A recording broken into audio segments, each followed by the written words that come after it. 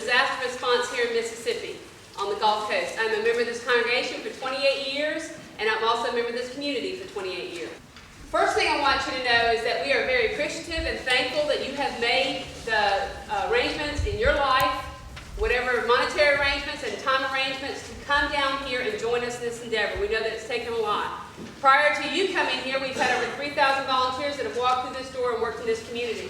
And we know that we would not be able to do what we've done in the community without volunteers like you making those sacrifices. So we want you to know that we really do appreciate it. You came into town on Highway 90, you probably think everything looks pretty normal. Why are we here? Why do they say they need help? And of course, you've heard that the storm affected New Orleans, but you probably haven't heard how far east it went. It went all the way over into Alabama and has really affected a small town of Bayou La Battery, which was more of a fishing village.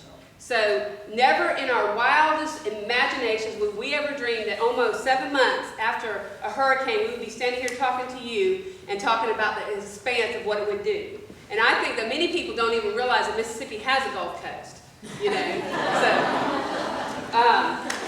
But we have bayous that finger up through our lands, and bayous are tidal. And when the water raises in the Gulf, the water raises in the bayous. And that's why a block and a half north of the church here, they were flooded to the rooftops. Now, many people drowned in their attics in this storm.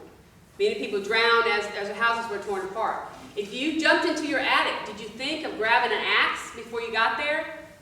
You know, Bob said the water came up at a foot a minute. Would you think to run to the garage and find an axe to get up there because you might have to leave outside your attic? Now, while we were at Red Cross Shelter, we had a Vietnamese lady who came and stayed with us. She had been over in Biloxi in her house, and she had jumped up into the attic, and then she thought she was going to lose her life, so she got out of her house. She said she swam for about 1.5 miles. I think she was actually carried for 1.5 miles, but she was Catholic, and she ended up hanging onto the shoulders of the Buddha outside the Buddhist temple in Biloxi. And the rest of the storm, she said, "I'm sorry, but I just have to do this right now. I'm sorry, I just have to do this right now." People will tell you stories, and I would encourage you to listen to them. It will help you, and it helps them, even this far after the storm. If someone came in and said, "There's a rumor that the bridge is out, going over from Ocean Springs over into Biloxi." Well, in 1969, Hurricane Camille, the worst hurricane ever to hit the United States of America. No hurricane was ever going to be as bad as Hurricane Camille. And yet we're told the bridge is out. That bridge survived Hurricane Camille in 1969. So a friend of mine and I got in his truck and we drove down and took a look. Every concrete section picked up and thrown back down into the bay until you get out to where the elevation starts to rise up to the drawbridge, and then that part's all right. The bridge was out for sure. Now, Hurricane Camille was the largest hurricane ever hit the United States of America. You guys have come down here not only to be involved in the cleanup of the largest hurricane ever to hit the United States, but this is the largest natural disaster ever to hit the United States. We have lost 70,000 homes on the Mississippi Gulf Coast that either were destroyed or have to be rebuilt. We can't do it without your help. You know, they tell you that for this storm, it overwhelmed the Red Cross, it overwhelmed FEMA, it overwhelmed everybody. Well, I'm going to tell you who it didn't overwhelm.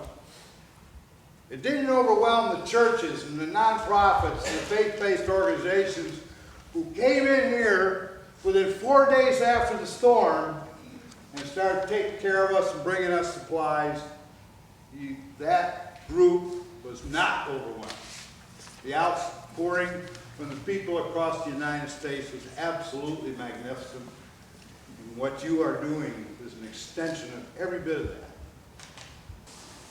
You know, we've learned over the last 7 months that Ocean Springs is in fact a destination resort. You all are here. Just like if you went to Disney World over in Orlando, Florida, you can come here for 3 days, 5 days, 7 days, and we're going to give you a bed. We're going to give you 3 hot meals a day, and you're going to plan your activities for every day. Now, if we've done a good job, you're going to be tired by the time you go home. You're going to be ready to go home. You will have had a good time, and you'll want to come back. Because we want that too.